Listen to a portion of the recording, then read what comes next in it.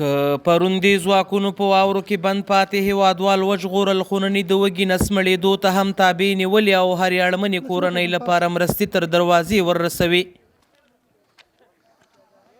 وروره که دا خو د اسلامي امارت مشرانو مرسته کړې دغلته د دې خلکو سره، او دلته د یوې کونډې کور دی، څوک یې نشته چې دا مواد وراوړي. نو هغه زموږ وغوښته مجاهدینو چې موږ یې خپله وراوړو. د افغان ځواکونو پر مټ هغه هېوادوالو ته خوراکي مرستې ورسېدې چې څو ورځې وړاندې په واورو کې بند پاتې وو او هېڅ ډول تګ راتګ ورته نه کېده. له شاوخوا 4 ساعته پلي مزل وروسته د ننګرهار ولایت شیرزاد ولسوالۍ اړوند د سپین غره هغې تړانګې ته راورسېدو چې پکې دا 15 ورځې هېوادوال د ډېرې واورې له امله بند پاتې وو او هېڅ ډول تګ راتګ ورته نه کېده. د ننګرهار شیرزاد ولسوالۍ اړوند د سپین غره په ډډه کې امنیتي ځواکونو د واورې له امله بند پاتې هېوادوال وژغورل او تازه‌یي دغې سیمې ته د خوراکي او غیر خوراکي توکو مرستې ورسولې. د شیرزاد ولسوالۍ هغه ځای ته راغلی یو چیرته چې د واورو له امله ډېر کورونه بند پاتې وو، لاره یې بنده شوې وه.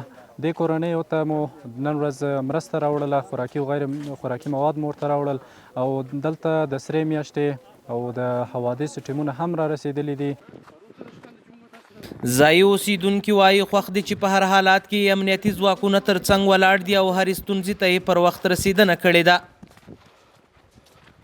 شیرزاد ولسواله او قومندان او معاون او هغه ټول موږ ته راغله، لښکې چې دي که نه جلال آباد نه چې دي که نه موږ ته د هرې مؤسسې موږ ته سره کومک وکړ، ډاکټرانو ټولو موږ سره کومک وکړ او خدای پاک یې دوی ژوندي لري.